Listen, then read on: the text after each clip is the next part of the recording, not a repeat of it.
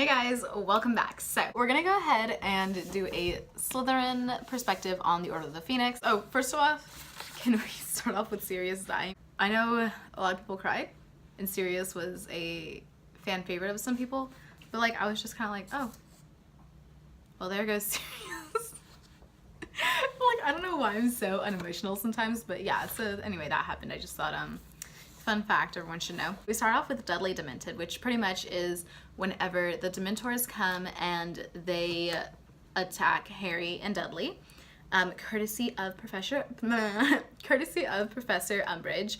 So yeah, we can just thank her for that. For kind of, I feel like once Harry, in general, just Harry kind of like got that whole ball rolling of like, we should be keeping a closer eye on these students. And it was just like, okay, but like, why though?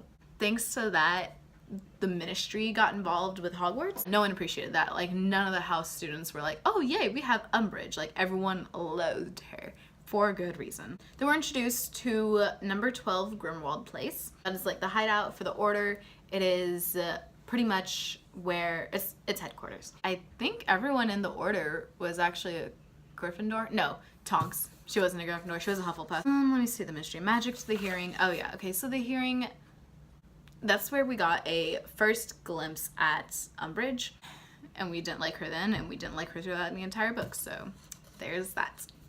The Woes of Miss Weasley. Okay guys, I honestly felt bad about that. Like, not even as a Slytherin, just like that's a mom. I would probably have the same exact things going through, except like with my family. I didn't think about that really until like reading that. That's very relatable and very scary. So I was like, Miss Weasley, no. They were introduced to Luna Lovegood, who is a Ravenclaw. And we're not introduced really to any good Slytherins. It makes me really upset, guys. Like, okay, yeah, so we have really cool Hufflepuff. We got Tonks. We got, you know, everyone in Gryffindor because, you know, Gryffindor is the main one. And then we got a pretty cool but a little weird Ravenclaw. And then we just have evil, conniving Slytherins.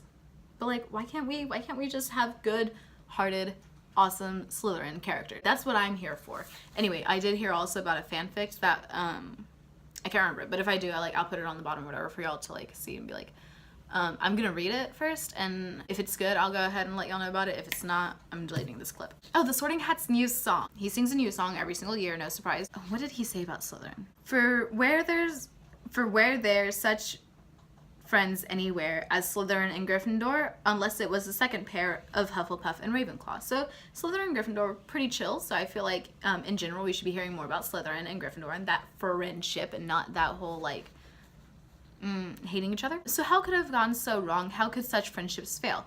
Why, I was there and so I can tell. Wow, can you tell I'm from the South? Hi. The whole sad, sorry tale.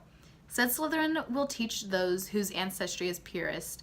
Said Ravenclaw will teach those whose intelligence is surest. Said Gryffindor will teach those with brave deeds to their name. Said Hufflepuff I'll teach the lot and treat them just the same. People are coming back. Hello! Alrighty. Let me see. And then he says, for instance, Slytherin took only the pure blood wizards of great cunning just like him, and those of sharpest mind. We're taught by, oh yeah, okay, so anyway, so I thought the sharpest mind was in Slytherin, and I was like, hell yeah, we're cunning, got sharp minds, and then it said, we're taught by Ravenclaw, and I was like, oh. So yeah, but anyway, so he pretty much just said that we're like cunning and pure blood, and I'm like, well, I mean, I don't think everyone in Slytherin is pure blood, but what? Alright, okay. So, I was playing a Harry Potter game today. I dueled my prefect and won, by the way. All right. And then, congratulations. Thomas isn't Hufflepuff, by the way. And then Next move. All right. Max is like, okay, go. next move. One's so loud. Oh, that's not your fault. It's mine. I know. Move. Go next. Anyway, It is your so pretty much he says, you know, like Slytherin had departed from the rest of the group, and you know, kind of like expected, because you know he was like, guys, we shouldn't be taking just every single wizard, and they were like, but we should be taking every single wizard. So, you know, that whole thing happened, houses were made, and Slytherin was still pissed. So then we have Professor Umbridge. Like I was saying, nobody likes Professor Umbridge.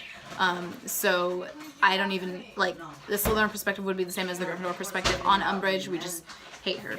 Anyway, Detention with Dolores. Okay, as much as I'm for, you know, like Harry getting detention, getting punished as he should be, I feel like her detention was a little severe. That was something that probably shouldn't have been done. Had it been done on a Slytherin, like all the Slytherins would have raised hell. But Harry was like, you know, I don't think I should be telling anybody about this. And everyone was like, but literally, why not? You know, like the Slytherins would have came back to the house and been like, guys, this is what Umbridge did. And then we would all overthrown her right then and there. She would have been gone in a couple weeks. The Hogshead. Oh yeah, okay, so in the Hogshead, and then they made the whole like Dumbledore's army and everything. I thought that was actually really cool. And they had every single house there apart from Slytherin. And so like, I guess they're like, you know, hey, Slytherins, they're gonna like tell or whatever, like they're bad people, but like we aren't all bad people. And I think that, you know, had some Slytherins been invited, we could have definitely been valuable assets to that. And that's not what happened at all. And so yeah, anyway, so there was just like a few members, but like I feel like it would have definitely doubled had Slytherin been invited, or like even a couple students from Slytherin, you know? But they were like, you know what, Malfoy's in Slytherin, so we're not inviting any Slytherins. I mean, that's not what they said. That's probably what they were thinking though, so just to put that out there.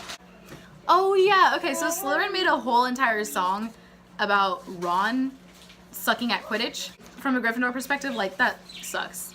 But from a Slytherin perspective, like that's pretty creative on our end to come up with an entire song and have the whole house orchestrate it and sing it. 10 points to Slytherin for creativity.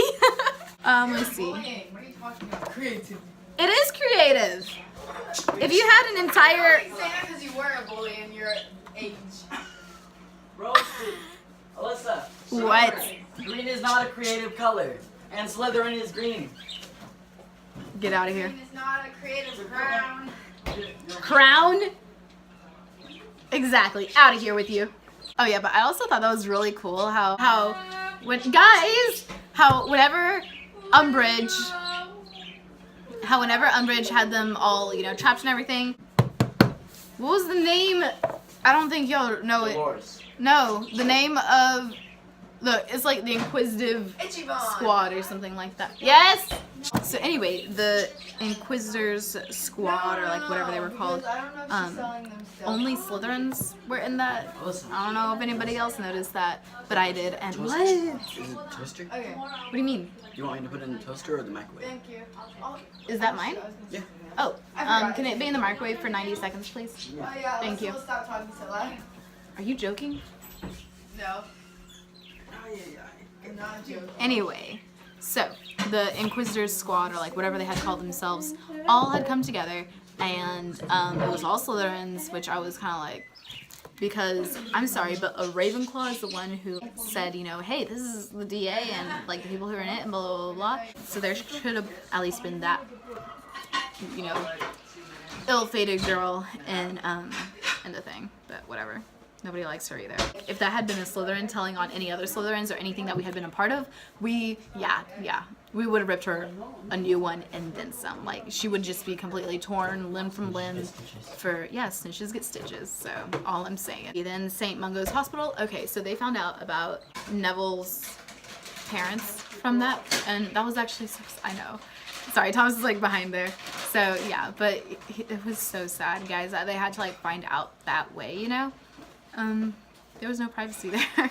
Anyway, so then they take their owls because they are in their 5th year, and that was super stressful. That was kind of like an occurring theme throughout there, which is pretty much exams during college, but like that was it, like the entire year, like it was on crack. Let me see, the Department of Mysteries, they went there, and Voldemort, being cunning and smart, used his like connection with Harry and everything to go ahead and lure him where he wanted to be, which I think was really cool and really smart, but sadly Harry was stupid enough to fall for it. So, because he did, you know, the Order had to come save him, and then his Godfather, yes, thank you. Then his godfather had to die because of it. Even Dumbledore, or like someone had told him, like, hey. That was sad, that, honestly. And then Bellatrix just rubbed it in, and she's like, haha, I killed Sirius. I wanted to. That whole thing happened, and yeah, anyway, so Harry, it is completely your fault. Can you not move this? Yeah, I feel like Harry's watching this. You're like, Harry, it's completely your fault.